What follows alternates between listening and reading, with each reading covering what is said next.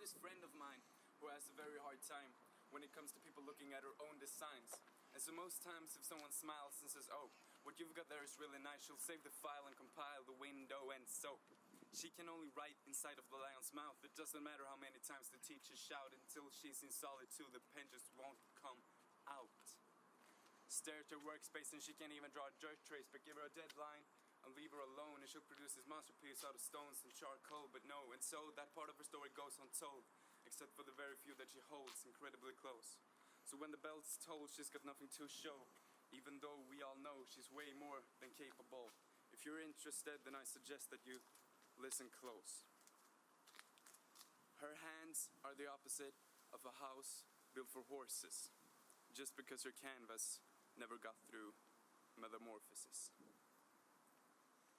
When she proceeds towards the scene, she thinks the others find glee and whisper she's obscene. But what she fails to see is that they're all far too busy worrying about their own lack of dreams and self-esteem. Making mistakes is just a way to create. Or like Bob always said, happy accidents, don't ever let them get to your head. So relax and keep your faith in brand new colors of paint. It's okay to step away, do not feel ashamed. Just remember you are you either way. And no matter where you go, you never truly need to stay. Hey. Black bars show up and then slowly fade away. We'll introduce this character's name with text floating in space right next to their face like they do in old school animes. Thick white font reads Jamie but prefers James. Knows more about your brain than your brain will ever do, and knows what humans choose to chase new shoes and waste more time than they can afford to lose, perfecting not so super cool signature fighting game moves. Humans waste time and this human knows why. The name Pavlov rings a bell inside his mind. Entire monkey mothers made out of wire. Bobo Beatdown knows it all well, understands his own desire. It's hard to tell. Clerksography admirer, excuse me, help, is this a duck or a bunny?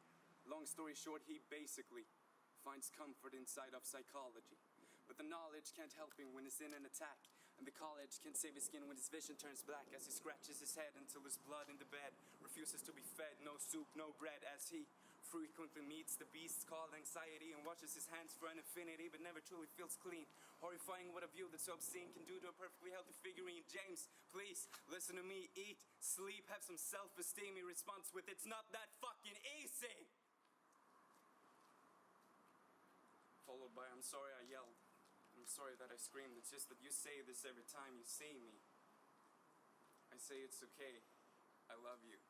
And patience is key."